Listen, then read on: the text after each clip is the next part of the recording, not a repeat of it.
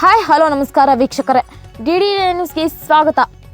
ಬಾಗಲಕೋಟೆ ಜಿಲ್ಲೆ ಜಮಖಂಡಿ ನಗರಕ್ಕೆ ಅಬಕಾರಿ ಇಲಾಖೆಗೆ ದಿಢೀರನೆ ಭೇಟಿ ನೀಡಿದಂತಹ ಅಬಕಾರಿ ಇಲಾಖೆ ಜಂಟಿ ಆಯುಕ್ತರಾದಂತಹ ಫಕೀರಪ್ಪ ಚಲವಾದಿ ಬೆಳಗಾವಿ ಅವರು ಅಬಕಾರಿ ಇಲಾಖೆಯ ಅಧಿಕಾರಿಗಳ ಸಭೆಯನ್ನು ಕರೆದು ಅವರ ಜೊತೆ ಸುದೀರ್ಘವಾಗಿ ಚರ್ಚೆಯನ್ನು ನಡೆಸಿ ನಮ್ಮ ಇಲಾಖೆಯಲ್ಲಿ ಆಗುತ್ತಿರುವಂತಹ ಲೋಪದೋಷಗಳನ್ನು ಸರಿ ಮಾಡಿಕೊಳ್ಳಿ ಎಂದು ಅಧಿಕಾರಿಗಳಿಗೆ ಸೂಚನೆಯನ್ನು ನೀಡಿದರು.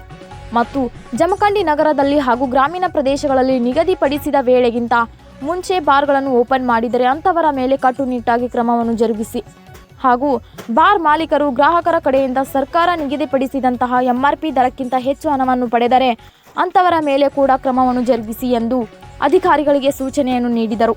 ಸಂಪಾದಕರು ದಿಲೀಪ್ ದಾಶ. ಮುಂದಿನ ಸುದ್ದಿಯೊಂದಿಗೆ ಮತ್ತೆ ಭೇಟಿಯಾಗೋಣ. ನಮಸ್ಕಾರ ವೀಕ್ಷಕರೇ.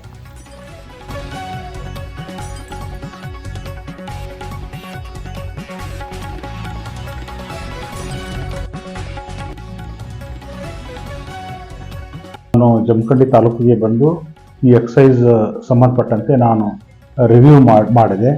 ಇಲ್ಲಿ ಸಾಮಾನ್ಯವಾಗಿ ನಮಗೆ ಕನ್ಸಂಪ್ಷನ್ನು ಕಡಿಮೆ ಇರೋದ್ರಿಂದ ಇದನ್ನು ರಿವ್ಯೂ ಮಾಡಬೇಕಂತ ಹೇಳ್ಬಿಟ್ಟು ನಿರ್ದೇಶನ ಇರೋದ್ರ ಮೂಲಕ ನಾನು ಬಂದಿತ್ತು ರಿವ್ಯೂ ಮಾಡಿದ್ದೇನೆ.